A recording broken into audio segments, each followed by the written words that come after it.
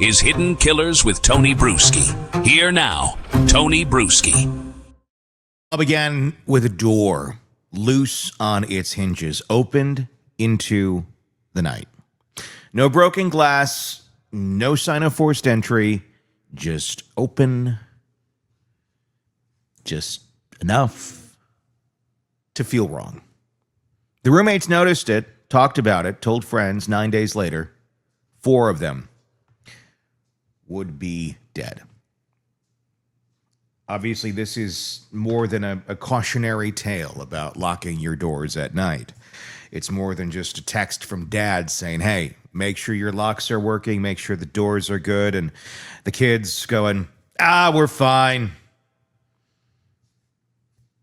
Because a lot of people feel like that at that point in life. You're unstoppable. You're having a great time. What could go wrong? Oh, a lot. A lot. But that sort of knowledge, that sort of experience, it comes with time. It comes with living. It comes with seeing a thing or two. Necessarily doesn't always come with being a 20-some-year-old starting off into the world. And that's not a bad thing in some ways, shapes, and forms. In some ways, it means you've led a pretty life that hasn't been exposed to a lot of extreme horrors. On the other hand, it also doesn't make you prepared for life's extreme horrors. Can't fault them. You got to consider age. You got to consider experience. You got to consider all of it.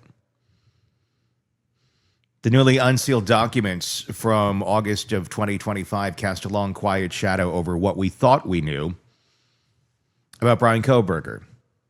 They tell us a deeper story, one less about a single horrific night and more about the path that led to it. A path marked by careful planning, stalking behavior, and possibly earlier attempts at violence that went unrecognized. And we're going to break all of that down for you here today. I'd love to hear your comments in the comment section on YouTube. If you're not already there watching us on YouTube, just search Hidden Killers with Tony Brueski and you will find us there. You can make that same search on any podcast platform and you'll find us there as well, so you can take us on the go in audio form. But please do let me know your thoughts, and do please hit that subscribe button. It lets other folks know that we exist, and then they get to hear our storytelling and reporting as well. So it does help. We do greatly appreciate it. The reports here confirm what many feared. Kohberger didn't just show up at the house on King Road on November 13th, 2022 by chance. Investigators now believe he surveilled the property at least 20 times prior to the murders. Late night visits, repeated drive-bys, digital breadcrumbs. Now, yes, I already know this, Tony. Why are you telling me this? Well, there's more. Setting it up for you, and setting it up for people who are unaware of these factoids. Digital breadcrumbs from his phone place him at that neighborhood again and again, and it was not random. It was deliberate. Kaylee Gonzalez reportedly saw a man in the woods watching. She said something about it, and then she was gone. The behavior may not have started with her. In October of 2021, a masked man broke into a house in Pullman, Washington, just 10 minutes away. It was 3:30 in the morning. The residents were all women. One awoke to find him at the foot of her bed, ski mask, knife in hand. She kicked him out. He fled. No one was hurt, and nothing was taken. But the similarity to the Idaho murders is haunting. At the time, no one connected it to Kohberger. He wasn't even living in Washington yet, according to records. But after his arrest, police reopened the case. Looked hard at the timeline, searched university logs to see if he had reason to be in town, and they couldn't place him there officially. But the MO matched. When patterns emerge, even shadows start to take shape. Now, it should be noted, Kohberger was not on the record in Pullman, Washington at that time. He was another part of the country. Or was he? They went back and they looked to see if there was anything that would have put him there. Was he visiting? Was it a, early student visit to get a feel for the area and look for a place to live? Those sort of things that you do when you move to a new area, or you're planning to move to a new area. Not out of question. Typically, when you're on those visits, you don't usually massacre people or attempt to show up at a house with a knife at a sorority filled with people, but I guess some people do. But in all likelihood, that probably wasn't Kohberger. You know, I said, well, I don't know, but I'm looking at the odds here. I'm looking at playing the odds. And I'm looking at the likelihood, and it doesn't seem to lean that way. But again, I could be wrong. But there's more creepy people, I'm sure, in Pullman, Washington than Bryan Kohberger. Now, that wasn't the only moment from the past that invited renewed scrutiny.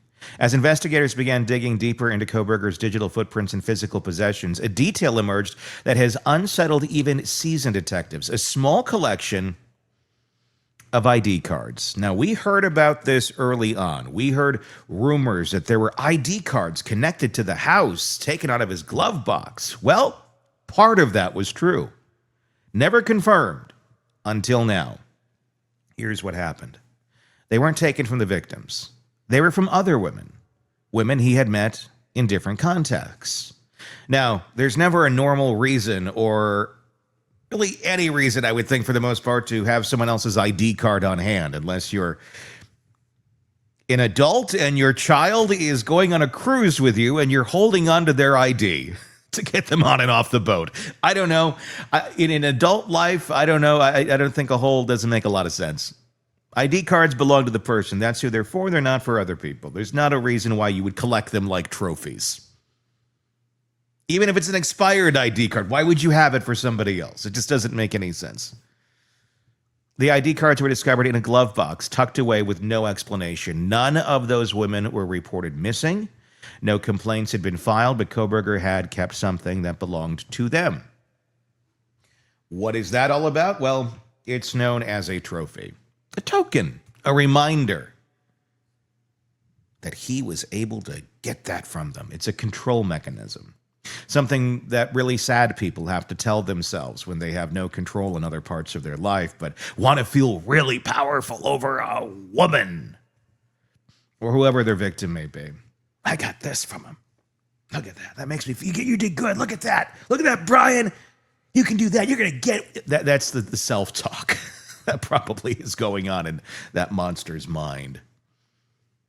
They have it coming. Shit that makes people believe their own insanity. It's the kind of thing that in isolation might look strange, but within this broader narrative, it becomes part of the pattern. And there's more. Kohberger's online communication showed a darkness that in hindsight feels impossible to ignore. A Tinder conversation unearthed during the investigation revealed a disturbing line of questioning. He asked two women what the worst way to die would be. You know, like you do on Tinder. Hey, what's the worst way to die, baby? Oh, I like that shirt.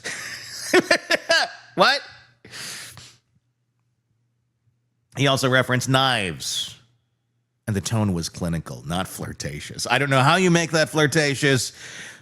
Weapon play has never been a thing of mine in that area, but I guess for some it is. The woman unmatched him, unsettled. Surprise, surprise. But no report was made because women are met with creepy, messed up men every single day. You put some undercover investigators on a dating app, I bet you could get a lot of predators really freaking quick.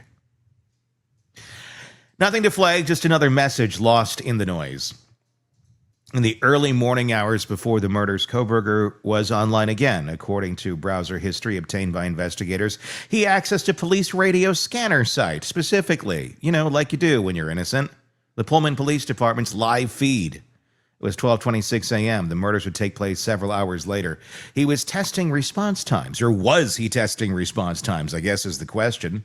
Monitoring patrol patterns, the timing suggests a level of premeditation that makes it already methodical. Feel more deliberate in this crime. Inside jail, his behavior drew quiet attention as well. Inmates described him as distant, obsessive, emotionally detached. One reported he seemed almost unaware of the passage of time. He muttered to himself, he kept notes, cleaned excessively, and these weren't the behaviors of someone trying to assimilate into prison routines.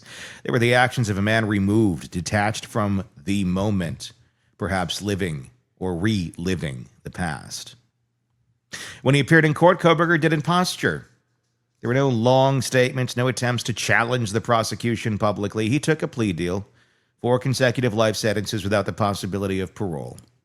He spared the family a trial. It also meant that many of the case's most sensitive documents remained sealed until now. And while, yes, the family was spared the trial, I can guarantee that wasn't his motive. It wasn't a, let me spare those poor families that I've put them through hell by murdering their children. Let me do them a solid, and let's just skip this trial. I'll just say I did it. No. It was more likely Bryan Kohberger didn't want all of his sloppiness exposed in court, because it would be. And he thinks of himself as a genius. So that would be a little touch and go for the fragile ego of the pathetic Bryan Kohberger.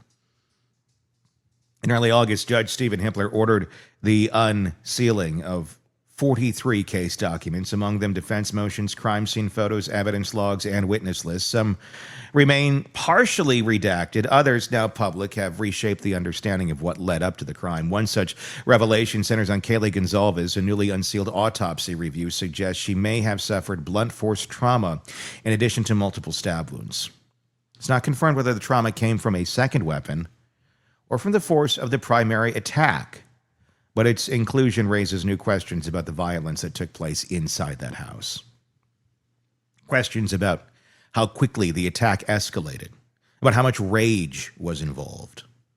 The surviving roommates, Dylan and Bethany, have remained largely out of the public eye, protected under court order for most of the investigation, but in the newly unsealed filings, there are notes about witness statements indicating that at least one of them heard something during the early morning hours of the murders, a thump, a whimper, then silence. It adds to the already unbearable weight of what they may have experienced, what they lived through while their friends were being attacked just feet away. These documents also show just how close law enforcement came to missing the link. If not for that knife sheath, if not for that single touch of DNA, Kohberger may have been never connected to this crime. Once he was, the evidence began to quickly stack up. Cell phone pings placing him at the scene, surveillance footage of his car circling the neighborhood, his digital searches, and the eerie absence of a motive. He didn't know the victims, and there was no personal relationship, and perhaps that's what made it so terrifying. With each document released, the picture sharpens, not just of a killer, but of the time leading up to the killings, the planning, the observation, the moments where intervention might have made a difference. A Tinder message. A strange man in the woods, a door left open. Each detail adds to a tapestry that now feels impossibly heavy. As more records continue to emerge, the public will learn more about what was known, when it was known, and how it was handled. There are still sealed filings, likely containing information that touches on mental health evaluations, investigative genealogy techniques, and defense strategies not used because of the plea deal. But even now, with the trial never happening and the sentencing in place, the investigation continues because the story didn't end with a guilty plea. It just shifted to reflection, to accountability, to the question that still hangs in the air. How did we see, or how do we see, the next one coming? Kohberger is no longer a mystery, but the system that missed him, that we're still trying to understand. Let me know your thoughts in the comment section on YouTube so you don't miss any of our programs. Hit subscribe as well while you're there, leaving us your thoughts on this case.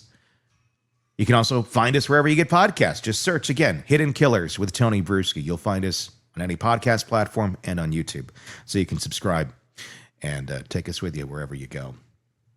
Looking forward to those comments. Until next time, my name is Tony Brueski. We will talk again real soon. Want more on this case and others? Then press subscribe now and don't miss a moment of true crime coverage from Tony Brueski and the Hidden Killers podcast.